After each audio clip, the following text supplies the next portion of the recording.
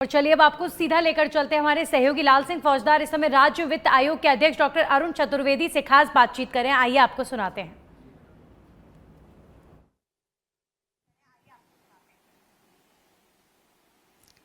देखिए नंदी, आज पूरे देश भर में रक्षाबंधन का पर्व बड़े धूमधाम के साथ मनाया जा रहा है। क्या खास क्या आम, सभी ये अटूट रिश्ता भाई बहन के उसकी तस्वीर हम आपको दिखा रहे हैं। फिलहाल हम मौजूद है वित्त आयोग के अध्यक्ष अरुण चतुर्वेदी, उनके पास अभी बहनों ने राखी बांधी है। फिलहाल वो तस्वीर हम दर्शकों को दिखाई। अरुण जी, सबसे पहले तो आपको बहुत बहुत बधाई हो, और इस पर्व पर क्या संदेश आप देना चाहते हैं? धन्यवाद लाल सिंह जी, मैं आपको और आपके माध्यम से पूरे राजस्थान में सब बहनों को आज के दिन की शुभकामनाएं देता हूँ। ये बहुत ही प्रसन्नता का पर्व है और सदियों से इस देश में एक ऐसी परंपरा है जिसमें बहनें रक्षा सूत्र बांधती हैं और रक्षा सूत्र बांध करके बहन से रक्षा की अपेक्षा करती हैं। अलग अलग समय पर अलग समय के फेज रहे, उनके कारण भी अलग अलग थे। आज की स्थिति में उस तरह की रक्षा नहीं, लेकिन समाज जीवन में हम सब एक साथ रहें, मिलजुल कर रहें, प्रेम भाव रहे, उसका भाव रहता है। आज के दिन का विशेष महत्व है। बहन भाई के घर आती है, रक्षा सूत्र बांधती है। आज पूरा एक त्योहार का दिन पूरे दिन भर रहता है और सब जगह इस तरह का वातावरण मिलता है। मुझे लगता है संपूर्ण विश्व में सनातन की ये परंपरा केवल भारत में है, और भारत में इस परंपरा में कोई जाति और धर्म नहीं है। अपने यहाँ तो परंपरा है कि आवश्यकता पड़ी तो एक बहन ने जब भेजा तो मुस्लिम भाई भी गया और उसने रक्षा का काम किया, रक्षा के अपने उस लक्ष्य को भी निभाने का काम किया। अलग अलग समय में बहुत सारे ऐसे उदाहरण मिलते हैं। आज भी उस परंपरा को ये देश निभा रहा है और हम सब प्रेम भाव के साथ इसको मनाने का काम करें। आपने कहा कि सनातन की परंपरा है, और मैं एक बात देखता था, वैसे आपसे लगातार जो संपर्क होता हूँ, कई हमारे यहाँ एक खास बात और है, हर रिश्ते को प्रगाढ़ बनाने के लिए पर्व है, त्योहार है। जैसे आज भाई बहन के पर्व है, पति पत्नी को लेकर भी है, माता पिता को लेकर भी है। तो ये बड़ी खूबसूरत परंपरा है इस देश में। निश्चित रूप से आपने कहा कि उसी तरह की चीज है। हमारे यहाँ हर चीज का पर्व है। कभी कोई आज के समय जब हम कई बार सुनते हैं mother's day, father's day, friends day, तो भारत में कोई माँ के लिए एक दिन नहीं है, पिता के लिए एक दिन नहीं है। हमारे यहाँ कोई वैलेंटाइन डे बनाने की जरूरत नहीं है। आप बसंत पंचमी का अवसर आता है, उसमें प्रेम के नाते से जिसमें मौसम का परिवर्तन होता है, हर चीज का कोई ना कोई। अब होली, दिवाली, रक्षाबंधन, ये सारे ऐसे पर्व हैं जिसमें संपूर्ण समाज मिलता है और मिलकर के एक दूसरे के सुख की कामना करते हैं, खुशकामनी की चिंता करता है, अपने दुख सुख बांट करके दूसरे के अपने संपन्नता की बात लेके चलता है। वैसे कुछ हटके सवाल जरूर करना चाहूँगा। आज एक बड़ी खबर मिल रही है पूरे प्रदेश में, एक बड़ा, मैं कह सकता हूँ कि घटनाक्रम हुआ है पेपर लीक को लेकर। लगातार आपने पिछली बार जब आप सरकार में थे लगातार सवाल कर रहे थे कि जब कांग्रेस सरकार में थी, आप विपक्ष में थे, कि पेपर लीक लगातार हो रहे हैं, नहीं रोक रहे हैं, और आप कहते थे कि इसके तार दूर तक जाएंगे। आज कहीं ना कहीं उस पर मोहर लगती हुई नजर आ रही है। पूर्व सीएम अशोक गहलोत के पीएसओ को गिरफ्तार किया गया है। देखिए लाल सिंह जी, आपने सही कहा कि आपको ध्यान हो, मेरी पुरानी बाइट निकाल के हमने कहा चाहे वो मुख्यमंत्री जी के टेबल के नीचे से आप सोने के सिक्के और पैसे का पैकेट मिलने का मामला होगा, या कहीं आप इसके ऐसा ही परीक्षा का मामला होगा, पेपर लीक का मामले होंगे। हमने कहा कि इसमें कोई एक व्यक्ति नहीं, ऊपर तक के सरकार का संरक्षण है और सरकार के संरक्षण में ही ये सारे काम हो रहे हैं। इसके ऊपर तक आएगा और इसके तार ऊपर तक जुड़े हुए हैं। मैं केवल इतना नहीं कहता, मैं एक और लीजिए, 8 से 13 में अशोक गहलोत जी मुख्यमंत्री थे, तब बोर्ड ऑफ सेकेंडरी एजुकेशन का बड़ा घोटाला हुआ था।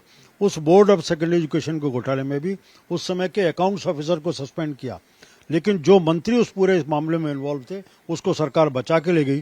कहीं ना कहीं ये जो चरित्र कांग्रेस का है, इस आज पूर्व मुख्यमंत्री जी के आज पीएसओ की गिरफ्तारी ने इस बात को, हमारी बात को सिद्ध किया है कि आज इस तरह की चीजों में सरकार के संरक्षण के बिना नहीं हो सकता। सरकार स्वयं इसमें लिप्त थी, उस समय की सरकार इसमें लिप्त थी जब इस प्रकार का बड़ा कार्रवाई किया और बड़े पैमाने पर राजस्थान के युवाओं के भविष्य को बर्बाद करने का काम किया। इन 1.5 सालों में वर्तमान राजस्थान की सरकार भजनलाल जी के नेतृत्व में जहां इसके ऊपर कार्रवाई कर रही है, वहीं अब तक जितनी परीक्षाएं हुई हैं उन सबको पेपर लीक से मुक्त करते हुए व्यवस्थित तरीके से करा पाइए। इस मामले को लेकर अभी रिएक्शन आने शुरू हो जाएंगे। खासकर ये आरोप जरूर आप पर लगाया जाएगा कि आप संवैधानिक संस्थाओं का दुरुपयोग कर रहे हो, अब आप एसओजी का भी दुरुपयोग कर रहे हो, बातें जरूर सामने आएंगी। हम उसको सुनने के लिए तैयार हैं। सारी एजेंसी स्वतंत्र हैं, आज ये प्रमाण के साथ हैं, और इस सब के बाद एक कोर्ट ऐसी संस्था होती है, किसी व्यक्ति को जो एजेंसी ने काम किया है कोर्ट में वो भी लेके जाएगी और जो बचाव पक्ष है वो भी लेके जाएगा। इसलिए भारत की न्याय व्यवस्था के ऊपर मुझे विश्वास है, हमारी पार्टी और सरकार को विश्वास है, सामने वाले को विश्वास रखना चाहिए, बाकी दलों को भी। जो कोर्ट तय करेगा, कम से कम दूध का दूध पानी का पानी होना चाहिए। जिस व्यक्ति ने कोई अपराध किया है उसको उसकी उचित सजा मिले, इसकी आवश्यकता है और उसके साथ हम सबको खड़ा होना चाहिए। एक लास्ट सवाल, इन दिनों में देश में एसआईआर को लेकर बड़ी राजनीति हो रही है। जब से बिहार में ये सत्यापन शुरू हुआ है वोटर्स का, लगातार विपक्ष आप पर सवाल खड़े कर रहा है। हाल ही में राहुल गांधी ने पीसी की और उसमें कुछ डॉक्यूमेंट्स भी दिखाए कि आप किस तरह वोट की चोरी कर रहे हो। इसको लेकर क्या कहें? मुझे बड़ा आश्चर्य होता है कि राहुल गांधी जी जब हिमाचल में जीतते हैं तब तो उनको ईवीएम ठीक लगती है और हरियाणा में हारते हैं तो ईवीएम खराब हो जाती है। ये दोहरा चरित्र समझ में नहीं आता। आज एसआईआर के ऊपर किस बात की उनका आपत्ति है? एक चुनाव आयोग, उसमें कोई भारतीय जनता पार्टी इस काम को नहीं करती। वही चुनाव आयोग है जिस चुनाव आयोग के माध्यम से आप चुनाव कराते थे। और अटल जी जब चुनाव लड़ रहे थे तब आप अटल जी के चुनाव को 2 दिन पहले उनके बैलेट के रंग को बदल देते हो, जिससे कि लोग सांसद के नाते वोट देते हैं, विधायक के नाते कंफ्यूज होकर के अटल जी हार जाएं, विधायक जीत जाएं। तब आपको चरित्र ध्यान नहीं आता। आज इस पूरे एसआई के मामले में इस पूरी जांच के बाद तय हुआ कि कितने, कम से कम 13 या 23 लाख लोग निकल के आए जो मृत हैं। क्या मृत्यु लोग जीते उनको बाहर निकालना गलत है? इस बात का जवाब, कई लोग जो भारत के नागरिक नहीं है, भारत के बाहर के नागरिक को किस बात का वोट का अधिकार होगा? चुनाव आयोग इस काम को कर रहा है तो कांग्रेस को इसके हाथ खड़ा होना चाहिए। चुनाव आयोग ने बार बार कहा है, जिस समय परीक्षण चल रहा था, एसआईआर की जांच चलती है, तब भी कहते हैं हर मतदाता को अधिकार है जिसका नाम काटा जाएगा वो अपने को रिप्रेजेंट कर सकता है, गलत कटा होगा तो जोड़ दिया जाएगा। कांग्रेस के नाते भी हर एक के BLA 1 पूरी BLA 2 हर पार्टी के प्रत्येक बूथ पर है। उस BLA 2 को भी अधिकार है कि अपने बूथ के संबंध में कोई भी शिकायत आज चुनाव आयोग के उस वहाँ के जो अधिकृत अधिकारी है उसको दे सकता है। कांग्रेस पार्टी को इन संवैधानिक व्यवस्थाओं का उपयोग करते हुए अपना पक्ष रखना चाहिए, ना कि ऐसी संवैधानिक संस्थाओं को कटघरे में खड़ा। राहुल गांधी कह रहे हैं कि लोकतंत्र की हत्या की जा रही है, जो व्यवस्थाएं हैं वो कहीं ना कहीं आप अपने हिसाब से चला रहे हो, हिटलरशाही चल रही है देश में, संवैधानिक जितनी संस्थाएं वो आपके हिसाब से काम कर रही हैं। और अब तो उन्होंने चुनाव आयोग पर भी सवाल खड़ा कर दिया है और इसको लेकर वो लगातार ये कह रहे हैं, सबूत दे रहे हैं कि किस तरह चोरी हो रही है, एक व्यक्ति 3-3 जगह वोट डाल रहा है। ये तो आप आज की व्यवस्था नहीं है, अब तो चुनाव आयोग ठीक कर रहा है। या आपके ही कई लोगों के, आपके एलाइज के अगर 2-2, 3-3 वोटर आईडी कार्ड बने हुए हैं तो इसके लिए चुनाव आयोग, भारतीय जनता पार्टी जिम्मेदार, आप जिम्मेदार थे जिनके ऊपर कार्रवाई हो रही है, इसलिए आपके पेट में दर्द हो रहा है। मैं जहां तक लोकतंत्र की हत्या का विषय है, मैं एक बात पूछना चाहता हूं राहुल गांधी जी, अशोक गहलोत जी, कांग्रेस के लोगों से। 1975 में जब इलाहाबाद हाईकोर्ट का फैसला आया, उसकी पालना करने के स्थान पर आपने आपातकाल लगा दिया।